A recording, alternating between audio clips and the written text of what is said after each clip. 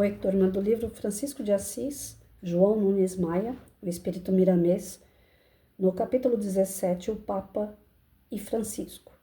Francisco de Assis era um afluente espiritual que iria desembocar no esgotado rio doutrinário da Igreja Católica Apostólica Romana, dando a este dimensões maiores. Era prudente, por excelência e por natureza congênita, educado. Criava em seu redor admiração sem barreiras. Tanto os homens de todas as classes quanto os animais de todos os reinos eram seus amigos e tinham por ele o maior respeito. Nunca se revoltara contra as intempéries dos caminhos, nem maldizia as horas das duras provações. Francisco era um evangelho aberto, onde todos poderiam ler nas letras luminosas dos seus exemplos. Não estamos aqui fechando os olhos para combater uma religião que serviu de veículo para grandes santos, como para vários sábios, somente escrevendo por ordem maior aquilo que passou dos limites da sua área de reação.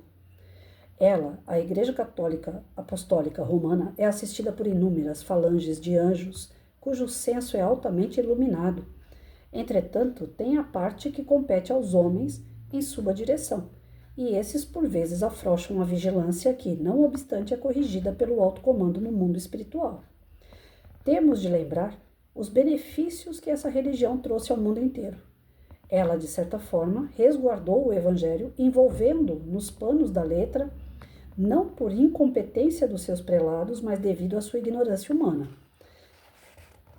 A coletividade dita cristã, de todo mundo, ou de quase todo ele, achava-se incompetente para viver o Evangelho em espírito e verdade e poderia abandonar de vez os caminhos espirituais se não fosse o Evangelho interpretado de modo diferente, até chegar à madureza da humanidade e a luz ser colocada em cima da mesa. Porém, nem sempre os dirigentes do clero romano comandam os destinos dessa casa com bom senso. De vez em quando é preciso, e os céus acham conveniente, mandar alguns anjos para retificarem e corrigirem os abusos praticados por descuido daqueles que se fazem senhores, tomando a autoridade de maneira egoísta e achando que somente por meios deles é que se faz no mundo a vontade de Deus e se dá as ordens do Cristo. E para não acontecer coisas piores, para não ser oficializada... Você foi beber água? Ele vai beber água, ele chega em mim, para falar. Fui lá beber água. Tá certo.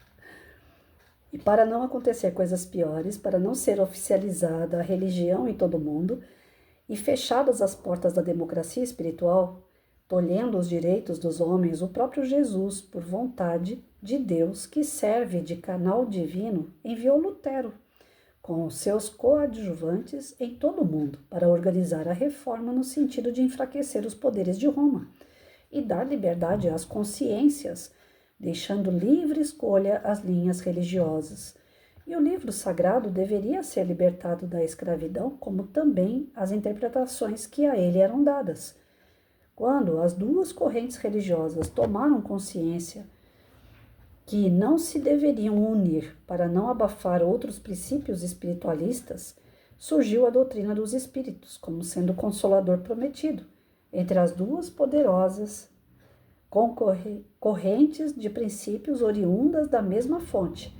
São três poderes espirituais no Ocidente inspirado no mesmo Cristo, mas em condições diferentes de interpretação, sem as condições de união, para o bem da própria humanidade. Mesmo os dirigentes dessas religiões não se encontram bastante evoluídos no sentido de entenderem e respeitarem os direitos de consciência dos outros. Francisco de Assis já compreendia e respeitava os direitos humanos e espirituais das criaturas, e encontrava no amor universal a verdadeira religião. Concentrou as suas atividades no ideal do desprendimento. Partindo daí, tudo mais seria fácil de ser vivido, pois a chaga viva da humanidade, o egoísmo, de onde nasce o orgulho, com todas as suas ramificações, passou a ser anulado. Quando seu pai for à sua procura para romper os seus gestos no reparo da igreja, deixara transparecer que Francisco estava tirando suas mercadorias e vendendo-as para tal mister. E esse, diante das autoridades eclesiásticas, entregara a Pedro Bernardone tudo o que tinha em mãos, até a própria roupa do corpo. Ficara despido de tudo o que possuía fisicamente, porém com a consciência vestida de luz. O desprendimento por amor às criaturas é gesto divino. Na divina expressão do amor, e o desprendimento de Francisco fê-lo amar a pobreza de todas as matérias, nome este desprezível no seio da sociedade humana. Pobreza, no dicionário de Francisco de Assis, não é miséria, não é sujeira, não é incompetência para discernir as coisas. Não é fome ou preguiça, não é medicância, é integração na vida natural. É fraternidade universal que Deus abençoa no cântico dos pássaros, no soprar do vento, na claridade do sol, no borbulhar das águas, na simplicidade das árvores, na candura dos peixes, nos raios das estrelas e no amor mais puro dos homens, que hoje poderemos traduzir como socialismo cristão, força poderosa que se alastra no mundo inteiro e que a sequência da vida transformará em denominador comum todos os povos. Na noite em que fora... Não, eu vou parar por aqui, porque ele vai mudar um pouquinho o assunto.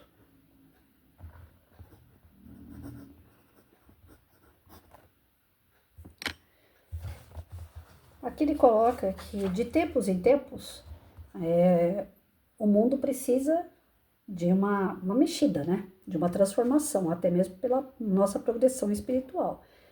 Então, o homem, ele, a partir do momento que ele teve acesso aos ensinamentos de Cristo, ele começou a usar esses ensinamentos para doutrinar, para trazer pessoas para o despertar da consciência. Porém, esses próprios homens que fizeram isso foram se perdendo ao longo do caminho com os seus ideais e as suas ideias de transformação em benefício próprio, sucumbindo às missões, né?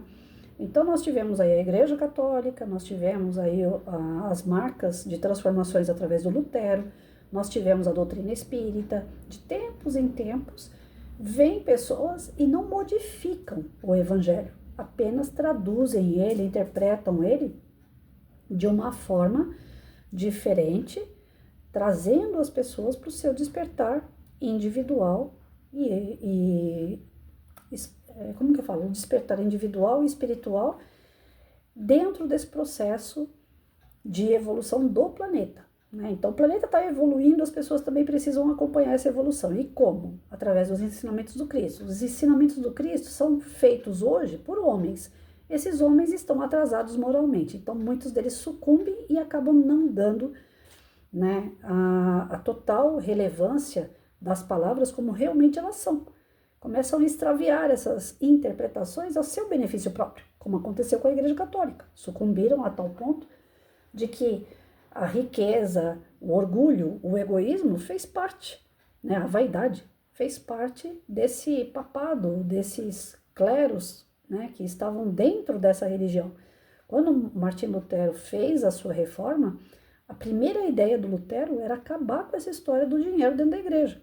E hoje a gente olha aí as igrejas reformadas, que são as evangélicas, por mais que existam vários tipos de segmento evangélico, todas elas têm essa fonte, né, que não pode ser esgotada, que é a fonte do dinheiro entrando.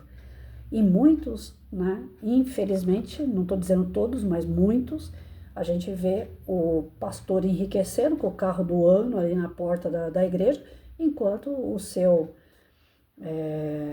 seguidor ali, que eu esqueço o nome, né, as pessoas que estão frequentando a igreja, seus fiéis, estão andando a pé ou de bicicleta.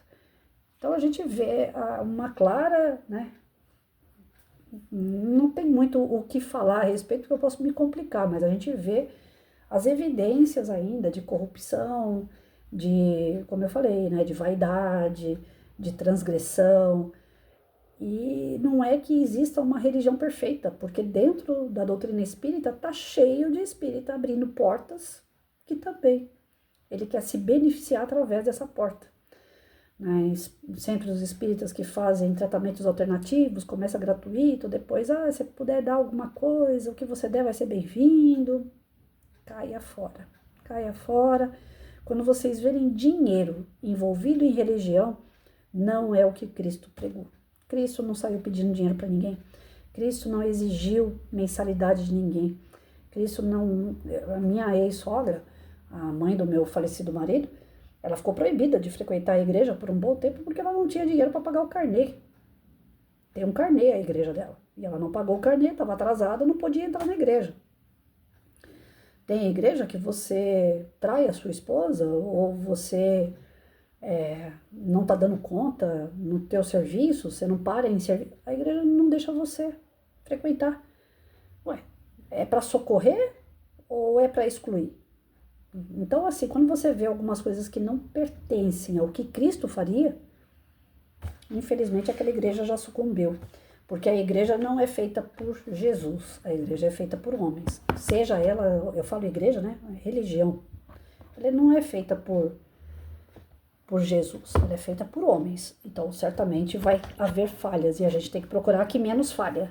Não é porque a gente frequenta uma igreja ou um centro espírita e, não, eu vou ficar ali até a minha morte. Não, às vezes aquele lugar ali já começou a se transformar de uma maneira negativa e você não tem que ficar ali, porque você vai fazer parte daquilo ali, né?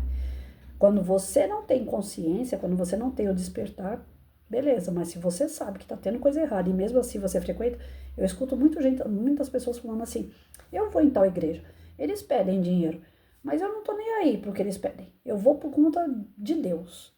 Mas Deus pode estar em outro lugar, não precisa ser bem ali já tem coisa errada, então não vá, você está se comprometendo, né? E é isso que a gente está sendo chamado de tempos em tempos, vem os espíritos mais elevados para dar uma chacoalhada na gente. Vamos ficar esperto.